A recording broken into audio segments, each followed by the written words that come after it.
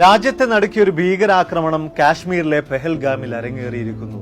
സ്ത്രീകളുടെയും കുട്ടികളുടെയും മുന്നിൽ വെച്ചുകൊണ്ട് അവരുടെ കൂടെ ഉണ്ടായിരുന്ന പുരുഷന്മാരെ നിഷ്കരുണം തീവ്രവാദികൾ കൊന്നുതള്ളിയിരിക്കുന്നു.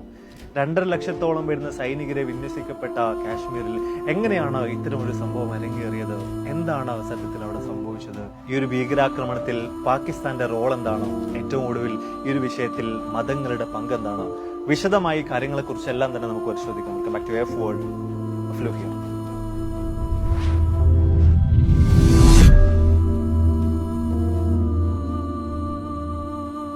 വെക്കേഷൻ ആഘോഷിക്കാൻ വേണ്ടി കാശ്മീരിലെ പെഹൽഗാമിലെ ബൈസരൻ വാലിയിലേക്ക് എത്തിച്ചേർന്ന ഒരു പറ്റം സഞ്ചാരികൾക്ക് നേർക്ക്, ടൂറിസ്റ്റുകൾക്ക് നേർക്കാണ് വലിയൊരു ഭീകരാക്രമണം ഇക്കഴിഞ്ഞ ദിവസം അരങ്ങേറിയിരിക്കുന്നത്. മുംബൈ ഭീകരാക്രമണത്തിന് ശേഷം ഇന്ത്യ കണ്ട ഏറ്റവും വലിയൊരു ആക്രമണം തന്നെയായിരുന്നു. നമ്മളെവരെയും സംബന്ധിച്ചിടത്തോളം വലിയൊരു ഞെട്ടലോടുകൂടി തന്നെയാണ് ഈ ഒരു വാർത്തകൾ നമ്മൾ കേട്ടിട്ടുണ്ടായിരുന്നത്.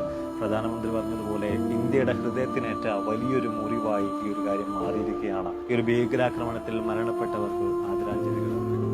ഇവിടെ ഈ ഒരു വീഡിയോയിലൂടെ നമ്മൾ പ്രധാനമായിട്ടും പരിശോധിക്കാൻ പോകുന്നത് എന്താണ് സത്യത്തിൽ അവിടെ സംഭവിച്ചത്. ഇത്രയും വലിയധികം സുരക്ഷയോടുകൂടെ കാശ്മീർ മുന്നോട്ടേക്ക് പോകുമ്പോഴും എങ്ങനെയാണ് ഈ ഒരു ഭീകരാക്രമണം അവിടെ അരങ്ങേറിയിട്ടുള്ളത്?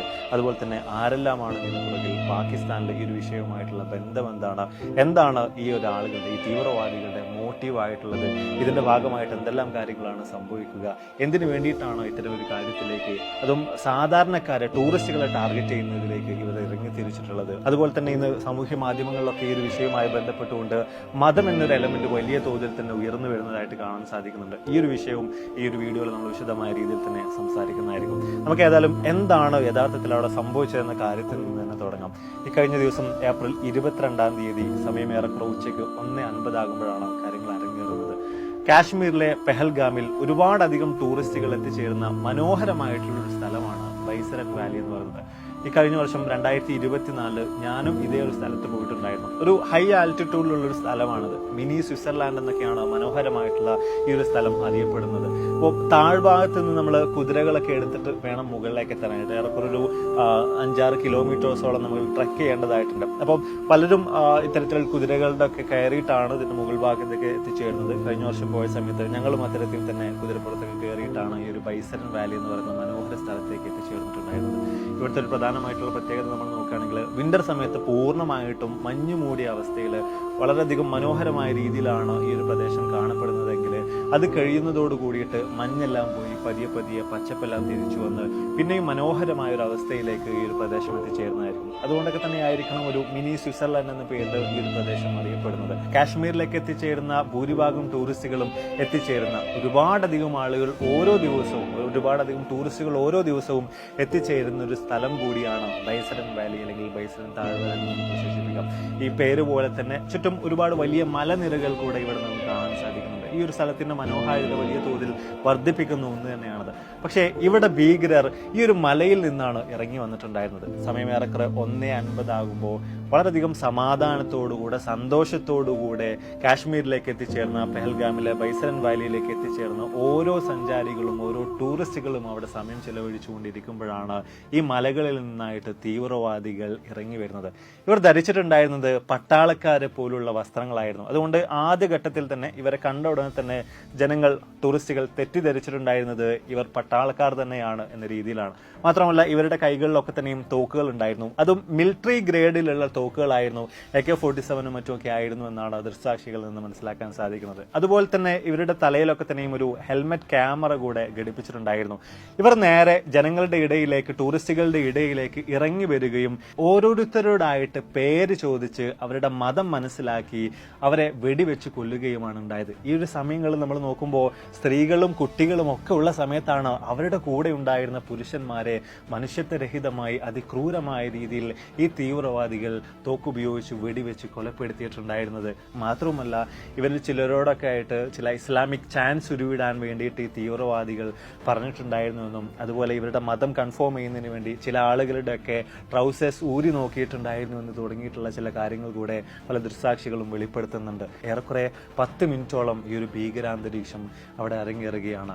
ഇതിനിടയിൽ തന്നെ സയ്യിദ് ആദിൽ ഹുസൈൻ ഷാ എന്ന് പറയുന്ന ലോക്കലായിട്ടുള്ള ഒരു പോണിവാല, അതായത് ഈ കുതിരകളിൽ ആളുകളെ മുകളിലേക്ക് കൊണ്ടുവരുന്ന ഒരു വ്യക്തി ഭീകരർ ടൂറിസ്റ്റുകൾക്ക് നേർക്ക് തോക്ക് ചൂണ്ടിയ അവസരത്തിൽ ആ ഭീകരർക്കെതിരായിട്ട് രംഗത്ത് വരുന്നുണ്ട്. അവരുമായിട്ടൊരു കയ്യാങ്കളിയിലേക്ക് കാര്യങ്ങൾ എത്തിച്ചേരുന്നുണ്ട്. തട്ടിമാറ്റാൻ വേണ്ടി തോക്ക് തട്ടിമാറ്റാനും പിടിച്ചെടുക്കാനും ഒക്കെ ആയിട്ട് അയാൾ ശ്രമിക്കുന്നുണ്ട്.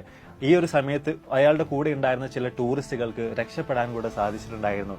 എങ്കിലും ഏറ്റവും ഒടുവിൽ 3 വെടിയുണ്ടകൾ ഏറ്റുവാങ്ങി സയ്യിദ് അലി ഹുസൈൻ ഷാ എന്ന ആ മനുഷ്യൻ, കാശ്മീരി ആയിട്ടുള്ള അവിടുത്തെ ലോക്കലായിട്ടുള്ള പോണിവാലയായിട്ടുള്ള ആ മനുഷ്യൻ ധീരമായ രീതിയിൽ തന്നെ വെടിയേറ്റ് വീണ് മരണം വരികയാണ്. അതുപോലെ തന്നെ എടുത്തു പറയേണ്ട മറ്റൊരു കാര്യം, ശുഭം ദ്വിവേദിയെ പോലുള്ള ആളുകളെ കൊല്ലുന്ന സമയത്ത് അയാളുടെ ഭാര്യ തൊട്ടടുത്തുണ്ടായിരുന്നു. ഭർത്താവിനെ കൊന്നതുപോലെ തന്നെയും കൊല്ലു എന്ന് ഭീകരരോടായിട്ട് സ്ത്രീ പറയുന്ന അവസരത്തിൽ അവരോടായിട്ട് ഈ തീവ്രവാദികൾ തിരിച്ചു പറയുന്ന കാര്യം, നിങ്ങളെ ഞങ്ങൾ കൊല്ലില്ല, നിങ്ങൾ ഈ കാര്യങ്ങൾ ചെന്ന് മോദിയോട് പറയൂ എന്നതായിരുന്നു. ഇതൊക്കെ തന്നെ ആയാലും ഏറെക്കുറെ 10 മിനിറ്റുകൾക്ക് ശേഷം ഈ ഭീകരർ ചുറ്റിലുമുള്ള മലനിരകളിലേക്ക്, ചുറ്റിലുമുള്ള പൈൻ കാടുകളിലേക്ക് ഓടി മറയുകയാണ്. രാജ്യത്ത് നടക്കിയ വലിയൊരു ഭീകരാക്രമണം തന്നെ അവിടെ സംഭവിച്ചു കഴിഞ്ഞിരിക്കുന്നു. വളരെ സാധാരണക്കാരായിട്ടുള്ള കാശ്മീരിന്റെ മനോഹാരിത ആസ്വദിക്കാൻ വേണ്ടി വന്നിട്ടുള്ള 26ഓളം ആളുകൾക്ക് മരണം സംഭവിക്കുകയാണ്. നിരവധി പേർക്ക് പരിക്കുകൾ സംഭവിക്കുകയാണ്. ഈ മരണപ്പെട്ട ആളുകളുടെ കണക്കിലെടുത്ത് പരിശോധിച്ച് നോക്കുമ്പോൾ ഇന്ത്യയുടെ വ്യത്യസ്ത സംസ്ഥാനങ്ങളിൽ നിന്നായിട്ട് ഇങ്ങോട്ടേക്ക് എത്തിച്ചേർന്ന ആളുകളെ നമുക്ക് കാണാൻ സാധിക്കുന്നുണ്ട്. നേപ്പാളിൽ നിന്ന് വന്ന ഒരു വ്യക്തിയുണ്ട്. അതുപോലെ തന്നെ ഒരു UAE പൗരൻ അല്ലെങ്കിൽ UAEയിൽ ജോലി ചെയ്തുകൊണ്ടിരിക്കുന്ന വ്യക്തി എന്ന രീതിയിൽ പറയപ്പെടുന്ന ഒരു വ്യക്തി ഉൾപ്പെടുന്നുണ്ട്. ലോക്കലായിട്ടുള്ള ഈ പറഞ്ഞ സയ്യിദ് ആദിൽ ഹുസൈൻ ഷായെ പോലുള്ള ഒരു വ്യക്തി അതിലുണ്ട്. അങ്ങനെ തുടങ്ങി 26 ആളുകൾക്കാണ് അതിക്രൂരമായ രീതിയിൽ ഈ ഭീകരരുടെ വെടിയുണ്ടകൾ ഏറ്റുവാങ്ങി മരണം വരിക്കേണ്ടി വന്നത്. ഇവിടെ ആരാണ് ഇത്തരമൊരു നീച പ്രവർത്തിക്ക് പുറകിൽ, എന്തായിരുന്നു അവരുടെ ഉദ്ദേശം എന്ന കാര്യങ്ങളെക്കുറിച്ചൊക്കെ തന്നെ വിശദമായി നമ്മൾ പരിശോധനകളിലേക്ക് നീങ്ങുമ്പോൾ ഈ ഒരു വിഷയത്തിന്റെ, ഈ ഒരു ആക്രമണത്തിന്റെ പൂർണ്ണമായിട്ടുള്ള ഉത്തരവാദിത്തം ഏറ്റെടുത്ത് രംഗത്തേക്ക് വന്നിട്ടുണ്ടായിരുന്നത് TRF എന്ന് പറയുന്ന നിരോധിത സംഘടനയാണ്, അല്ലെങ്കിൽ തീവ്രവാദ സംഘടനയാണ്. ദ റെസിസ്റ്റന്റ് ഫ്രണ്ട് എന്ന ഈ ഒരു ഗ്രൂപ്പിനെ 2022 തന്നെ ഒരു തീവ്രവാദ ഗ്രൂപ്പാണ് എന്ന് പ്രഖ്യാപിച്ചുകൊണ്ട് ഇന്ത്യയിൽ ബാൻ ചെയ്തിട്ടുണ്ടായിരുന്നു. മാത്രമല്ല ഇവരുമായി ബന്ധപ്പെട്ട് കൂടുതൽ അന്വേഷണങ്ങൾ നടത്തുന്ന അവസരത്തിൽ 2019 പുൽവാമ ഭീകരാക്രമണ സമയത്ത് പോലും സമാനമായിട്ടുള്ള മറ്റു പല അറ്റാക്കുകൾക്കും ഇവർ പ്ലാൻ ചെയ്തിട്ടുണ്ടായിരുന്നു എന്ന് തുടങ്ങിയിട്ടുള്ള കാര്യങ്ങൾ കൂടെ നമുക്ക് മനസ്സിലാക്കാൻ സാധിക്കുന്നുണ്ട്. അതുപോലെ തന്നെ ലഷ്കർ എ തൊയ്ബയുമായിട്ട് ഇവർക്ക് അഭേദ്യമായിട്ടുള്ള ബന്ധമുണ്ട്. ലഷ്കർ എ തൊയ്ബയുടെ ഐഡിയോളജി തന്നെയാണ് ഇവരും പിൻപറ്റുന്നത് എന്ന കാര്യത്തെക്കുറിച്ച് നമുക്ക് മനസ്സിലാക്കാൻ സാധിക്കുന്നുണ്ട്. ഇനി ഈ കഴിഞ്ഞ നാളുകളിലായിട്ട് ഇന്ത്യൻ ആർമി വധിച്ച ഭീകരരുടെ കണക്കെടുത്ത് പരിശോധിച്ച് നോക്കുമ്പോൾ ആ കൂട്ടത്തിൽ 172 ആളെ വധിച്ചതിൽ 108 ആളുകളും TRFന്റെ പ്രവർത്തകരായിട്ടുള്ള, TRFന്റെ ഭാഗമായിട്ടുള്ള ആളുകളായിരുന്നു. അതുപോലെ തന്നെ കാശ്മീരിൽ നിന്നും മറ്റുമൊക്കെ ടെററിസത്തിലേക്ക് മൂവ് ചെയ്യുന്ന ആളുകളുടെ കണക്കെടുത്ത് പരിശോധിച്ച് നോക്കുമ്പോൾ 100ൽ അവിടെ 74 ആളുകളും നീങ്ങുന്നത് TRFിലേക്കാണ് എന്ന കാര്യം നമുക്ക് അവിടെയും വ്യക്തമായി തന്നെ കാണാൻ സാധിക്കുന്നുണ്ട്. അതായത് കാശ്മീരിലൊക്കെ തന്നെയും വലിയ തോതിൽ തന്നെ സജീവമായ പ്രവർത്തനങ്ങൾ നടത്തുന്ന ഒരു തീവ്രവാദ ഗ്രൂപ്പാണോ ഈ TRF എന്ന് നമുക്ക് വിശേഷിപ്പിക്കാൻ സാധിക്കുന്നുണ്ട്. എന്തിനു വേണ്ടി ഇവർ ഇത്തരം ഒരു പ്രവൃത്തി ചെയ്തു എന്ന കാര്യത്തെക്കുറിച്ച് നോക്കുമ്പോൾ ഈ ഒരു ആക്രമണ സമയത്ത് ഇവർ ഉറക്കെ വിളിച്ചു പറഞ്ഞിട്ടുണ്ടായിരുന്ന ചില കാര്യങ്ങൾ ഉണ്ടായിരുന്നു. കാശ്മീർ ഞങ്ങളുടേതാണ്, നിങ്ങൾ ഇവിടെ നിന്നും പുറത്തു പോകണം. 2019 ശേഷം കാശ്മീരിന്റെ പ്രത്യേക പദവിയും മറ്റുമൊക്കെ എടുത്തു കളഞ്ഞതിനു ശേഷം ഏറെക്കുറെ 85,000-ഓളം വരുന്ന മറ്റ് സംസ്ഥാനങ്ങളിലെ ആളുകൾ കാശ്മീരിലേക്ക് കുടിയേറിയിട്ടുണ്ടായിരുന്നു. ഇത് കാശ്മീരിന്റെ ഡെമോഗ്രാഫിയെ തന്നെ മാറ്റിമറിക്കുന്നതാണ് എന്നൊക്കെ പറഞ്ഞുകൊണ്ടായിരുന്നു ഇവർ ഇത്തരത്തിലുള്ള ഈ ഒരു ആക്രമണങ്ങളെല്ലാം തന്നെ നടത്തിയിട്ടുണ്ടായിരുന്നത്. സോ ഇവരുടെ മോട്ടീവ് എന്താണ്, പ്രാഥമികമായിട്ടുള്ള മോട്ടീവ് എന്താണെന്ന കാര്യത്തെക്കുറിച്ച് ഈ ഒരു കാര്യത്തിൽ നിന്ന് തന്നെ കൃത്യമായ രീതിയിൽ നമുക്ക് മനസ്സിലാക്കാൻ സാധിക്കുന്നുണ്ട്. പക്ഷേ ഇവരുടെ ഈ ഒരു വാദത്തെ നമ്മൾ വിശദമായിട്ട് വിശകലനം ചെയ്യുകയാണെങ്കിൽ ഏറെക്കുറെ ഇതേ ഒരു വാദം തന്നെയാണ് പാകിസ്ഥാനും ഉയർത്തുന്നത് എന്ന കാര്യത്തെക്കുറിച്ച് നമുക്ക് മനസ്സിലാക്കാൻ സാധിക്കുന്നുണ്ട്. ഇനി എന്താണ് ഈ ഒരു വിഷയവുമായി ബന്ധപ്പെട്ടുകൊണ്ട് പാകിസ്ഥാന്റെ പങ്ക് എന്ന കാര്യത്തെക്കുറിച്ച് നമ്മൾ പരിശോധിക്കുകയാണെങ്കിൽ ഇതിനോടകം തന്നെ ഒരു കണ്ടോളൻസ് ഒക്കെ തന്നെയും ഈ ഒരു വിഷയവുമായി ബന്ധപ്പെട്ടുകൊണ്ട് പാകിസ്ഥാൻ അറിയിച്ചിട്ടുണ്ട്. ഞങ്ങൾക്ക് ഇതിൽ യാതൊരു വിധത്തിലുള്ള ബന്ധവുമില്ല എന്നൊക്കെ തന്നെയും അവരുടെ നേതൃത്വം വിശദീകരിച്ചിട്ടുണ്ട്. പക്ഷേ ഇൻഡെപ്ത് ആയിട്ട് പല കാര്യങ്ങൾ കൂടെ നമ്മൾ പരിശോധിച്ചു പോകുമ്പോൾ മറ്റ് ചില യാഥാർത്ഥ്യങ്ങളിലേക്ക് അവിടെ എത്തിച്ചേരാൻ സാധിക്കുന്നുണ്ട്. മറ്റു ചില സത്യങ്ങൾ നമുക്കിതിന് പുറകിൽ ഒളിഞ്ഞിരിക്കുന്നതായിട്ട് കാണാൻ സാധിക്കുന്നത് ഈ ഒരു TRFന്റെ നേതൃസ്ഥാനത്തുള്ളത് മാത്രമല്ല ഈ ഒരു ഭീകരാക്രമണത്തിന്റെ, ഈ ഒരു പെഹൽഗാമിൽ നടന്നിട്ടുള്ള ടൂറിസ്റ്റുകൾക്ക് നേർക്ക് നടന്നിട്ടുള്ള ഈ ഒരു ആക്രമണത്തിന്റെ മുഖ്യ സൂത്രധാരനായിട്ട് കണക്കാക്കപ്പെടുന്നത് TRFന്റെ തലപ്പത്തുള്ള, TRFന്റെ മെന്റർ പോലുമായിട്ടുള്ള, ലഷ്കർ എ തൊയ്ബയുമായിട്ടൊക്കെ വലിയ ബന്ധമുള്ള സൈഫുല്ല ഖാലിദ് കസൂരി എന്ന് പറയുന്ന വ്യക്തിയാണ്. ഇയാളും പാകിസ്ഥാൻ ആർമിയൊക്കെ നല്ല രീതിയിലാണ് മുന്നോട്ട് പോകുന്നത് എന്നൊരു കാര്യത്തെക്കുറിച്ച് നമുക്ക് കാണാൻ സാധിക്കുന്നുണ്ട്. ശക്തമായ ഒരു ബന്ധം അവിടെ ഉണ്ട് എന്ന കാര്യത്തെക്കുറിച്ച് നമുക്ക് കൃത്യമായ രീതിയിൽ തന്നെ കാണാൻ പറ്റുന്നുണ്ട്. പ്രത്യേകിച്ച് നമ്മൾ പരിശോധിച്ച് നോക്കുമ്പോൾ ഈ അടുത്തായിട്ട് പാകിസ്ഥാനിലെ പഞ്ചാബില്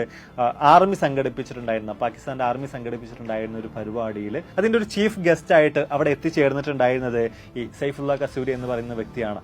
അതും പാകിസ്ഥാൻ ആർമിയുടെ പ്രൊട്ടക്ഷനിൽ എല്ലാ വിധത്തിലുള്ള സന്നാഹങ്ങളോടും കൂടിയിട്ടുള്ള ഒരു വേദിയിൽ അയാൾ കയറി നിന്നുകൊണ്ട് പ്രസംഗിച്ചിട്ടുണ്ടായിരുന്ന വലിയ തോതിൽ വിവാദമായിട്ടുള്ള ഒരു കാര്യമാണ് 2026 ഫെബ്രുവരി 2 ആകുമ്പോഴേക്ക് കാശ്മീർ ഞങ്ങൾ പിടിച്ചെടുക്കും, പാകിസ്ഥാന്റെ ഭാഗമാക്കും എന്ന് തുടങ്ങിയിട്ടുള്ള കാര്യങ്ങളൊക്കെ. ഈ കാര്യങ്ങൾ പറഞ്ഞിട്ടുള്ള ഈ സൈഫുള്ള കസൂരി തന്നെയാണ് ഇത്തരത്തിൽ ഈ പെഹൽഗാമിലെ ആക്രമണത്തിന്റെ സൂത്രധാരൻ എന്ന് പറയുമ്പോൾ പാകിസ്ഥാന്റെ ബന്ധം എന്താണ്, അല്ലെങ്കിൽ ഈ ഒരു വിഷയത്തിൽ പാകിസ്ഥാൻ അവിടെയുള്ള പങ്ക് എന്താണെന്ന കാര്യത്തെക്കുറിച്ച് കൃത്യമായ രീതിയിൽ തന്നെ നമുക്ക് വായിച്ചെടുക്കാൻ സാധിക്കുന്നുണ്ട്.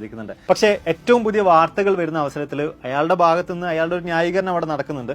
India is doing A drama, they did this themself എന്ന് തുടങ്ങിയിട്ടുള്ള രീതിയിൽ തനിക്ക് യാതൊരുവിധ ഇൻവോൾവ്മെന്റും ഇല്ല എന്ന രീതിയിലൊക്കെയാണ് അയാൾ പറഞ്ഞതായിട്ട് ഏറ്റവും പുതിയ വാർത്തകളിൽ നമുക്ക് മനസ്സിലാക്കാനായിട്ട് സാധിക്കുന്നത്. മാത്രമല്ല ഇതുപോലെ സമാനമായിട്ടുള്ള അറ്റാക്കുകൾ മുമ്പ് നടന്നിട്ടുണ്ടോ, ഏതെങ്കിലും ഒരു മതവിഭാഗത്തിന് നേർക്ക് ഇത്തരത്തിലുള്ള വലിയ തോതിലുള്ള ആക്രമണങ്ങൾ നടന്നിട്ടുണ്ടോ എന്ന് നോക്കുമ്പോൾ അതിന്റെ സാഹചര്യം പരിശോധിച്ച് നോക്കുമ്പോൾ ഇത്തരം ഒരു കാര്യം 2000 അരങ്ങേറിയിട്ടുണ്ട്. അതായത് ആ ഒരു സമയത്ത് അമേരിക്കൻ പ്രസിഡന്റ് ഇന്ത്യയിൽ ഉണ്ടായിരുന്ന സമയത്ത് ഇതുപോലൊരു അറ്റാക്ക് സിഖുകാർക്ക് നേർക്ക് നടന്നിട്ടുണ്ട്. അന്ന് 35 വരുന്ന ആളുകൾ സിഖ് മതവിശ്വാസികൾ അതിൽപ്പെട്ട് കൊല്ലപ്പെട്ടിട്ടുണ്ടായിരുന്നു എന്നൊരു കാര്യത്തെക്കുറിച്ച് നമുക്ക് മനസ്സിലാക്കാൻ സാധിക്കുന്നുണ്ട്. ഇവിടുത്തെ സാഹചര്യം എടുത്ത് പരിശോധിച്ച് നോക്കുമ്പോൾ അമേരിക്കയുടെ വൈസ് പ്രസിഡന്റ് ഇന്ത്യയിലുള്ള സമയത്താണ് ഇത്തരം ഒരു ഭീകരാക്രമണം കാശ്മീരിൽ അരങ്ങേറിയിട്ടുള്ളത്. അതുപോലെ തന്നെ മറ്റൊരു സുപ്രധാനമായിട്ടുള്ള കാര്യമാണ് 40 വർഷത്തിന് ശേഷം ഒരു ഇന്ത്യൻ പ്രധാനമന്ത്രി സൗദി അറേബ്യയിലെ ജിദ്ദയിൽ എത്തിച്ചേർന്നു എന്ന് പറയുന്ന കാര്യം. അതായത് ഈ ഒരു അറ്റാക്ക് സംഭവിക്കുന്ന സമയത്ത് നമ്മുടെ പ്രധാനമന്ത്രിയായിട്ടുള്ള നരേന്ദ്രമോദി സൗദി അറേബ്യയിലാണ് ഉണ്ടായിരുന്നത്. ഒരു നല്ല രീതിയിലുള്ള ഒരു നയതന്ത്ര ബന്ധം ഇരു രാജ്യങ്ങളും മുന്നോട്ടേക്ക് കൊണ്ടുപോകുന്ന, അതുമായി ബന്ധപ്പെട്ട വ്യത്യസ്ത ചർച്ചകളൊക്കെ നടക്കുന്ന ഒരു സമയത്ത് തന്നെയാണ് ഇത്തരം ഒരു ഭീകരാക്രമണം യഥാർത്ഥത്തിൽ കാശ്മീരിൽ സംഭവിച്ചിട്ടുള്ളത്. മാത്രവുമല്ല മറ്റൊരു കാര്യം കൂടെ ഇതിനിടയ്ക്ക് നടക്കുന്നുണ്ട്. നമുക്കറിയാം അമേരിക്കയും അതുപോലെ തന്നെ ചൈനയും ഒരു വലിയ ഒരു ട്രേഡ് വാറിലാണെന്ന കാര്യത്തെക്കുറിച്ച് തീർച്ചയായിട്ടും നിങ്ങൾ അറിഞ്ഞിട്ടുണ്ടാവും. നമ്മൾ മുമ്പൊക്കെ വീഡിയോയിൽ ആ കാര്യം സംസാരിച്ചിട്ടുണ്ടായിരുന്നു. അപ്പം അമേരിക്കയൊക്കെ സംബന്ധിച്ചിടത്തോളം ചൈന ഇല്ലെങ്കിൽ പിന്നെ ആര്, ഒരു ബദൽ സൊല്യൂഷൻ ആര് എന്ന് ചിന്തിക്കുമ്പോൾ അവിടെ ഒക്കെ തന്നെയും ഒന്നാമതായിട്ട് കാണാൻ സാധിക്കുന്നത് ഇന്ത്യയെ തന്നെയാണ്.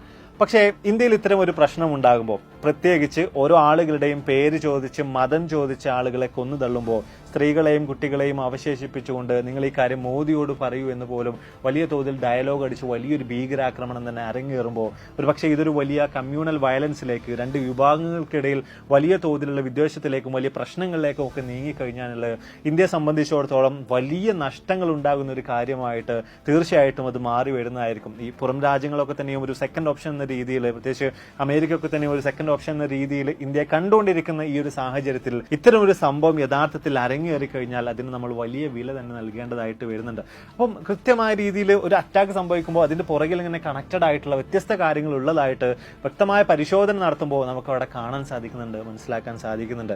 ഓക്കെ, ഇതിനൊക്കെ അപ്പുറത്തേക്ക് ഇനിയിപ്പോൾ സിമ്പിളായിട്ട് ഈ ഒരു കാര്യം കൊണ്ട് സംഭവിച്ച ഏറ്റവും വലിയ പ്രശ്നങ്ങൾ കാശ്മീരിന് തന്നെയാണ്. ഒരുപാടധികം ആളുകളാണ് ഈ കഴിഞ്ഞ നാളുകളിലായിട്ടൊക്കെ തന്നെ കാശ്മീരിലേക്ക് വിനോദയാത്രകൾ നടത്തിയിട്ടുണ്ടായിരുന്നത്, ടൂറിസ്റ്റുകളായിട്ട് എത്തിച്ചേർന്നിട്ടുണ്ടായിരുന്നത്. ഇവൻ ഞാൻ പോലും കഴിഞ്ഞ വർഷം കാശ്മീരിൽ ഒരു യാത്ര നടത്തിയിട്ടുണ്ടായിരുന്നു. കാശ്മീരിന്റെ മനോഹാരിത ആസ്വദിക്കാൻ വേണ്ടി അങ്ങോട്ടേക്ക് പുറപ്പെട്ടിട്ടുണ്ടായിരുന്നു. പക്ഷേ ഇത്തരത്തിലുള്ള ഭീകരാക്രമണം അവിടുത്തെ സഞ്ചാരികൾക്ക് നേർക്ക്, ടൂറിസ്റ്റുകൾക്ക് നേർക്ക് നടക്കുന്നു എന്ന് പറയുമ്പോൾ പിന്നീട് ആരും കാശ്മീരിലേക്ക് പോകാൻ മടിക്കും. ഇത് കാശ്മീരിനെ സംബന്ധിച്ചിടത്തോളം ഒരു വേഴ്സ് സിറ്റുവേഷനിലേക്ക് കൊണ്ടെത്തിക്കുന്നതായിരിക്കും. നിലവിൽ കാശ്മീരിന്റെ എക്കോണമിക്ക് വലിയ തോതിലുള്ള ഒരു സംഭാവന തന്നെ ടൂറിസത്തിൽ നിന്ന് ലഭ്യമാകുന്നുണ്ട്. ഇതിനൊക്കെ തന്നെയും ഏറ്റവും വലിയൊരു കനത്ത പ്രഹരം തന്നെയാണ് ഈ ഒരു ഭീകരാക്രമണം എന്ന് തീർച്ചയായിട്ടും നമുക്ക് അവിടെ നോക്കി കാണാൻ സാധിക്കുന്നുണ്ട്. ഇപ്പോൾ ഈ പറഞ്ഞ പെഹൽഗാമിലെ ബൈസരൻ വാലിയിലേക്ക് യാത്രകൾ, പോണിയുമായിട്ട് യാത്രകൾ നടത്തുന്ന ആളുകൾ, അതുമായി ബന്ധപ്പെട്ടുകൊണ്ട് ഈ ഒരു പ്രദേശത്തേക്ക് വരുന്ന ടൂറിസ്റ്റുകളെ മാത്രം ആശ്രയിച്ച് ജീവിക്കുന്ന അനവധിയായിട്ടുള്ള മനുഷ്യർ കാശ്മീരിലുണ്ട്. ഇവർക്കൊക്കെ തന്നെയും വലിയ തോതിലുള്ള പ്രശ്നങ്ങൾ തന്നെ ഈ ഒരു ഭീകരാക്രമണം കാരണം നേരിടേണ്ടതായിട്ട് വരുമെന്ന കാര്യത്തിൽ യാതൊരുവിധ സംശയവുമില്ല. ഇനി സുപ്രധാനമായ ഈ വിഷയങ്ങളുമായി ബന്ധപ്പെട്ടുകൊണ്ട് നമ്മൾ സംസാരിച്ചിരിക്കേണ്ട മറ്റൊരു വിഷയം, പല ആളുകളും ഇപ്പോൾ രണ്ട് രീതിയിലുള്ള പ്രതികരണവുമായിട്ട് വരുന്നത് നമുക്ക് കാണാൻ സാധിക്കുന്നുണ്ട്. പ്രത്യേകിച്ച് സോഷ്യൽ മീഡിയയിലൊക്കെ തകൃതിയായി തന്നെ ഇത്തരത്തിലുള്ള ചർച്ചകൾ നടന്നുകൊണ്ടിരിക്കുന്നുണ്ട്. ഭീകരവാദത്തിന് മതമില്ല എന്ന് പറയുന്ന ആളുകളും ഭീകരവാദത്തിന് മതമുണ്ട് എന്ന് പറയുന്ന ആളുകളും. അതിന് ഒരു പടി മുകളിൽ വിശദമായിട്ട് നമ്മൾ നോക്കുന്ന അവസരത്തിൽ നമുക്ക് അവിടെയും രണ്ട് വിഭാഗം ആളുകളെ കാണാൻ സാധിക്കുന്നുണ്ട്. ഈ ഒരു തീവ്രവാദ ആക്രമണത്തെ നമ്മുടെ സഹോദരങ്ങൾ അതിക്രൂരമായ രീതിയിൽ തന്നെ കൊല ചെയ്തതിനെ ന്യായീകരിക്കുന്ന, അതിനെ സപ്പോർട്ട് ചെയ്യുന്ന ആളുകളും, അതുപോലെ തന്നെ ഈ ആളുകളൊക്കെ തന്നെയും കൊല ചെയ്യുമ്പോൾ അവരോടൊക്കെ തന്നെയും പേര് ചോദിച്ച് മതം ചോദിച്ചാണ് ഒരു അറ്റാക്ക് അവിടെ നടന്നിട്ടുള്ളത് എന്നൊരു കാര്യം കൊണ്ട് ആ മതത്തിലുള്ള ആളുകളുടെ മുഴുവൻ ഉള്ളിലും ഇത്തരത്തിലുള്ള വിദ്വേഷങ്ങളുണ്ട്, അവരുടെ ഐഡിയോളജികൾ തന്നെ ശരിയല്ല, ഇവരൊക്കെ തന്നെയും പ്രശ്നക്കാരാണ് എന്ന ചിന്തകളുമായി വെച്ച് വ്യത്യസ്ത രീതിയിലുള്ള പ്രവൃത്തികളുമായിട്ട് മുന്നിട്ടിറങ്ങുന്ന ആളുകൾ. ഈ രണ്ട് വിഭാഗത്തെയും നമുക്കിന്ന് സമൂഹത്തിൽ കാണാൻ സാധിക്കുന്നുണ്ട്. ഇതിനിടയിൽ മറ്റൊരു വിഭാഗം കൂടെയുണ്ട്. പുര കത്തുമ്പോൾ വാഴ വെട്ടുക എന്ന് പറയുന്ന ആളുകൾ. അതായത് രാഷ്ട്രീയ മുതലെടുപ്പുകൾക്ക് വേണ്ടി പോലും ഈ ഒരു തീവ്രവാദ ആക്രമണത്തെ ഉപയോഗിക്കുന്ന ആളുകളെയും നമുക്ക് ഇതിനിടയിൽ സൂക്ഷ്മമായിട്ട് പരിശോധിക്കുന്ന അവസരത്തിൽ വ്യക്തമായ രീതിയിൽ തന്നെ കാണാൻ സാധിക്കുന്നുണ്ട്. നെറികേടാണ് ചെയ്തുകൊണ്ടിരിക്കുന്നത്, തന്തയില്ലായ്മയാണ് ചെയ്തുകൊണ്ടിരിക്കുന്നത്. ബ്രിട്ടീഷുകാർ പാകിയിട്ട് പോയിട്ടുള്ള ഭിന്നിപ്പിന്റെ വിത്തുകളെ ഭിന്നിപ്പിച്ച് ഭരിക്കുക എന്ന് പറയുന്ന ആ ഒരു തന്ത്രത്തെ ഉപയോഗപ്പെടുത്തിയിട്ട് രാഷ്ട്രീയ മുതലെടുപ്പിന് വേണ്ടിയിട്ട് ജനങ്ങൾക്കിടയിൽ പ്രശ്നങ്ങൾ സൃഷ്ടിച്ചുകൊണ്ട് സ്വന്തം നേട്ടങ്ങൾ കൊയ്തെടുക്കുക എന്നൊരു പ്രവൃത്തിക്ക് വേണ്ടിയിട്ടാണ് അവർ ഈ കാര്യങ്ങൾ ഉപയോഗിച്ചുകൊണ്ടിരിക്കുന്നത്. കൃത്യമായ രീതിയിൽ ഈ ആളുകളെ തിരിച്ചറിയുക, കാര്യങ്ങൾ മനസ്സിലാക്കുക. ഇനി തീവ്രവാദത്തിന് മതമുണ്ടോ എന്ന കാര്യത്തെക്കുറിച്ച് നമ്മൾ വിശദമായിട്ടൊന്ന് ചർച്ച ചെയ്യാം.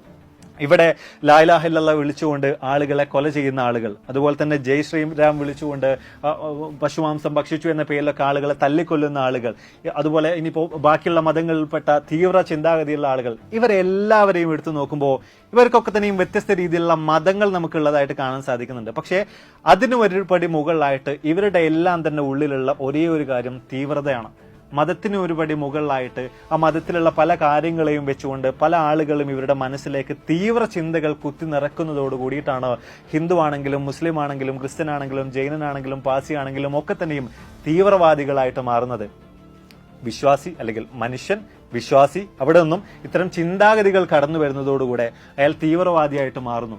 അതല്ലാണ്ട് പൂർണ്ണമായിട്ടും മതത്തെ അല്ലെങ്കിൽ ഒരു മതത്തിൽ വിശ്വസിക്കുന്ന ആളുകൾ പൂർണ്ണമായിട്ടും ഇങ്ങനെയാണ് എന്നൊന്നും ഒരിക്കലും നമുക്ക് അവിടെ പറയാൻ സാധിക്കുന്നില്ല. ഇത്തരം ചിന്തകൾ പലരും ആളുകളുടെ മനസ്സിൽ കുത്തി നിറക്കുന്നതോട് കൂടിയിട്ട് തന്നെയാണ് ഇത്തരം പ്രവൃത്തികളിലേക്ക്, തീവ്രവാദ പ്രവൃത്തികളിലേക്ക് മനുഷ്യർ എത്തിച്ചേരുന്നത്. മുമ്പ് പരാമർശിച്ചതുപോലെ ഇന്ത്യക്കെതിരെ ഏറ്റ വലിയൊരു പ്രഹരമാണിത്. നമ്മുടെ സഹോദരങ്ങളാണ് തീവ്രവാദികളുടെ വെടിയുണ്ടകൾ ഏറ്റുകൊണ്ട് പിടഞ്ഞു വീണും മരണപ്പെട്ടിരിക്കുന്നത്. ഇവിടെ പരസ്പരം പലതും പറഞ്ഞ് ചേരിതിരിഞ്ഞ് നിൽക്കേണ്ട ഒരു സാഹചര്യമല്ല ഉള്ളത്. നമ്മൾ ഒറ്റക്കെട്ടായിട്ട് ഇത്തരം പ്രശ്നങ്ങൾക്കെതിരെ രംഗത്ത് വരികയും അതിനെതിരെ പ്രവർത്തിക്കുകയും സംസാരിക്കുകയും ചെയ്യേണ്ട ഒരു അവസരമാണിത്. അവിടെ ഇത്തരം രാഷ്ട്രീയ മുതലെടുപ്പുകൾ നടത്തുന്ന ആളുകളുടെ ചതികളിൽ നിങ്ങൾ ചെന്ന് വീഴാതിരിക്കുക, അവർക്ക് നിങ്ങൾ ചെവി കൊടുക്കാതിരിക്കുക, കൃത്യമായിട്ട് എന്താണ് സംഭവിക്കുന്നതെന്ന കാര്യത്തെക്കുറിച്ച് മനസ്സിലാക്കാൻ ശ്രമിക്കുക. അപ്പം എന്തായാലും നമ്മൾ വീഡിയോസോടെ വൈൻഡപ്പ് ചെയ്യാണ്. ഈ ഒരു വിഷയവുമായി ബന്ധപ്പെട്ടുകൊണ്ട് വ്യക്തമായ ഒരു ധാരണ നിങ്ങൾക്ക് ലഭിച്ചാണെന്ന് വിചാരിക്കുന്നു. പുതിയ പുതിയ വാർത്തകൾ ഇതുമായി ബന്ധപ്പെട്ടുകൊണ്ട് പുറത്തു വരുന്ന അവസരത്തിൽ നമ്മൾ കൃത്യമായിട്ട് അതുമായി ബന്ധപ്പെട്ട വീഡിയോകളൊക്കെ തന്നെയും ചെയ്യുന്നതായിരിക്കും. ശക്തമായ രീതിയിൽ പാകിസ്ഥാനോടുള്ള ഒരു നയതന്ത്ര യുദ്ധത്തിലേക്കൊക്കെ തന്നെയും ഇതിനോടകം തന്നെ ഇന്ത്യ നീങ്ങിക്കഴിഞ്ഞിട്ടുണ്ട്. വ്യത്യസ്ത കരാറുകളിൽ നിന്നൊക്കെ തന്നെയും ഇന്ത്യ പിൻവാങ്ങിയിട്ടുണ്ട്, ചിലത് മരവിപ്പിച്ചിട്ടുണ്ട്. അതുപോലെ തന്നെ അതിർത്തികളിലൊക്കെ തന്നെയും ഒരു യുദ്ധസമാനമായിട്ടുള്ള അന്തരീക്ഷത്തിലേക്ക് പതിയെ കാര്യങ്ങൾ നീങ്ങുന്നതായിട്ട് നമുക്ക് കാണാൻ സാധിക്കുന്നുണ്ട്. ഈ ഒരു അറ്റാക്കുമായി ബന്ധപ്പെട്ടുകൊണ്ട് ഇതിൽ ഉൾപ്പെട്ടിട്ടുള്ള ഭീകരരുടെ രേഖാചിത്രങ്ങളൊക്കെ തന്നെയും നമ്മൾ ഇതിനോടൊപ്പം തന്നെ പുറത്തുവിട്ട് കഴിഞ്ഞിട്ടുണ്ട്. ഇവരെ കുറിച്ചുള്ള എന്തെങ്കിലും വിവരങ്ങൾ നൽകുന്ന ആളുകൾക്ക് 20 ലക്ഷം രൂപ വരെ ഇനാം നമ്മൾ പ്രഖ്യാപിച്ചു കഴിഞ്ഞിട്ടുണ്ട്. മാത്രമല്ല ഇവിടെ പ്രതിപക്ഷ പാർട്ടികളും അതുപോലെ തന്നെ ചില നിരീക്ഷകരും ഒക്കെ ഉയർത്തുന്ന വലിയൊരു ചോദ്യമുണ്ട്. ഏറെക്കുറെ 2.5 ലക്ഷത്തോളം വരുന്ന സൈനികരെ നമ്മൾ ജമ്മു കാശ്മീരിൽ വിന്യസിച്ചിട്ടുണ്ട്. അതിർത്തിയിലും അതുപോലെ തന്നെ ടൗണുകളിലും മറ്റുമൊക്കെ നമ്മളവിടെ ചെല്ലുന്ന സമയത്ത് സൈനികരെ കാണാൻ സാധിക്കുന്നുണ്ട്. എന്നിട്ടുകൂടെ അതിർത്തിയിൽ നിന്ന് ഏറെക്കുറെ 200-250 കിലോമീറ്ററുകൾ മാറിയിട്ടുള്ള പെഹൽഗാമിലെ ഈ ഒരു വാലിയിലേക്ക് എങ്ങനെയാണ് ഈ ഒരു ഭീകരർ എത്തിച്ചേർന്നത്? എങ്ങനെയാണ് ഇവർക്ക് മിലിറ്ററി ഗ്രേഡിലുള്ള വെപ്പൺസ് ലഭിച്ചത്? ഇത്തരത്തിലുള്ള ഒരുപാടധികം ചോദ്യങ്ങൾ, ഒരു വലിയ സുരക്ഷാ വീഴ്ച അവിടെ സംഭവിച്ചോ എന്ന് തുടങ്ങിയിട്ടുള്ള ചോദ്യങ്ങൾ കൂടെ ഈ ഒരു വിഷയവുമായി ബന്ധപ്പെട്ട് ഉയർന്നു വരുന്നതായിട്ട് നമുക്ക് അവിടെ കാണാൻ സാധിക്കുന്നുണ്ട്. എന്തൊക്കെ തന്നെയായാലും ഇന്ത്യക്കെതിരെ ഏറ്റ ഒരു പ്രഹരം, അതിന് ശക്തമായ രീതിയിലുള്ള ഒരു തിരിച്ചടി നമ്മൾ നൽകുക തന്നെ ചെയ്യും. എത്രയും പെട്ടെന്ന് തന്നെ അത് യാഥാർത്ഥ്യമാകട്ടെ എന്ന് നമ്മൾ ആത്മാർത്ഥമായിട്ട് ആഗ്രഹിക്കുകയാണ്. അതോടൊപ്പം തന്നെ ഈ ഒരു ഭീകരാക്രമണത്തിൽ കൊല ചെയ്യപ്പെട്ട നമ്മുടെ സഹോദരങ്ങൾക്ക് ആദരാഞ്ജലികൾ അർപ്പിക്കുന്നു. അവരുടെ കുടുംബാംഗങ്ങൾക്ക് ആശ്വാസം ലഭിക്കട്ടെ, സമാധാനം ലഭിക്കട്ടെ എന്ന് പ്രത്യാശിക്കുന്നു. അപ്പോൾ ഇതിൽ നല്ല ഒരുപാട് വീഡിയോസുകളുമായിട്ട് കണ്ടുമുട്ടാമെന്ന പ്രതീക്ഷയോടെ ബൈ.